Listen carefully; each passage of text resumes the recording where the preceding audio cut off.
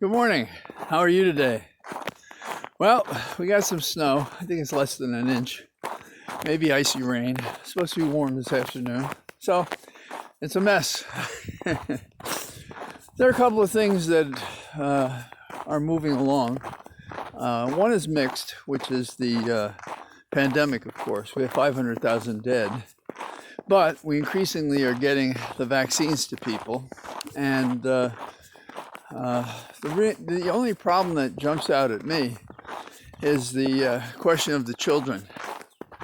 I don't understand the CDC's recommendation that children go back to school and could be major spreaders, and they can get sick themselves. They're not immune. Everybody, I think, knows that by now.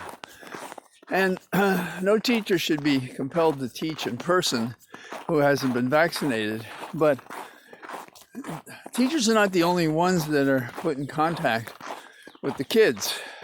We have the bus drivers, janitors, all sorts of people at the school. And so I think it's a mistake to trade, well, even education versus the risk of illness and organ problems, even when the illness is not so terrible. So I've said online, I was a teacher in high school.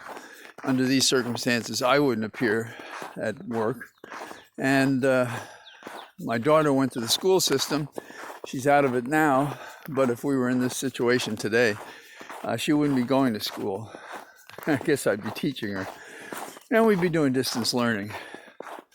The second issue, which is a really good one, I think, is that Merrick Garland is the nominee to replace Barr at the Justice Department, not directly, because Barr's already left, but to replace, a criminal counselor for Trump with a stellar lawyer who has really touched all the bases to be recognized as an outstanding lawyer, including his performance. He doesn't have any of these asterisks that, in my opinion, attached to Barr when he was chosen. And he has a background from, Harvard undergraduate, Harvard Law School, graduating with honors, working on the law review, clerking in the Second Circuit. I clerked there as well. But he also clerked in the Supreme Court. I became a federal prosecutor. He became a federal prosecutor. Maybe I should be considered. But then his career really accelerated. He went to the Justice Department and he oversaw the Oklahoma bombing prosecution. Showed some genius there. He's a special assistant to Civiletti. He's been in big firm law practice. He's done civil and criminal, and he's been the chief judge for many years in the D.C. Circuit, which some consider the prime court in the country. And no question, important cases go there. I'm partial to the Second Circuit, which is the U.S. Court of Appeals in New York. In addition, he said things in his prepared statement that augur well for what he hopes to do with the Justice Department. And that is, he hopes to, build the morale back. One of the ways he's going to do that is in contact with all the offices, U.S. Attorney's offices, 93, I believe. And this mirrors what President Carter did when he appointed Levy a judge to be the Attorney General. And I know that he did it because he came to the Southern District of New York, because I was in that office then, and he spoke to us. And it seems to me that that's a good model for Garland to improve morale, to be in touch with the people in the Justice Department. And I think because he's leaving a lifetime appointment, he's thinking that he wants to build the department back and better, if you will.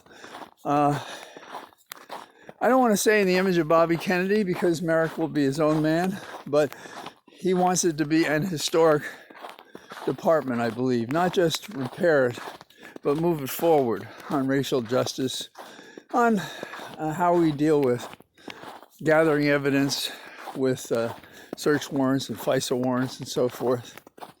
And another important thing that he's said is he's going to look at the pardon process. He's going to also look very carefully, scrutinize, investigate, and prosecute the terrorism, domestic terrorism in the United States. So we have one compromising issue, the pandemic, which will be that way until it's finished and that we escape its clutches.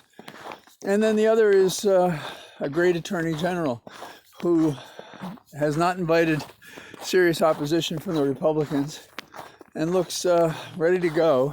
And I think they can vote on his nomination as soon as March the 1st. As the hearings go on today, Monday and Tuesday, and then I suppose there'll be other witnesses to help inform the Judiciary Committee of their nominee, of our nominee, the Democratic nominee. So, get out in the snow if you can. It seems warmer since I started. And have a good day, and I'll talk to you tomorrow. Bye-bye.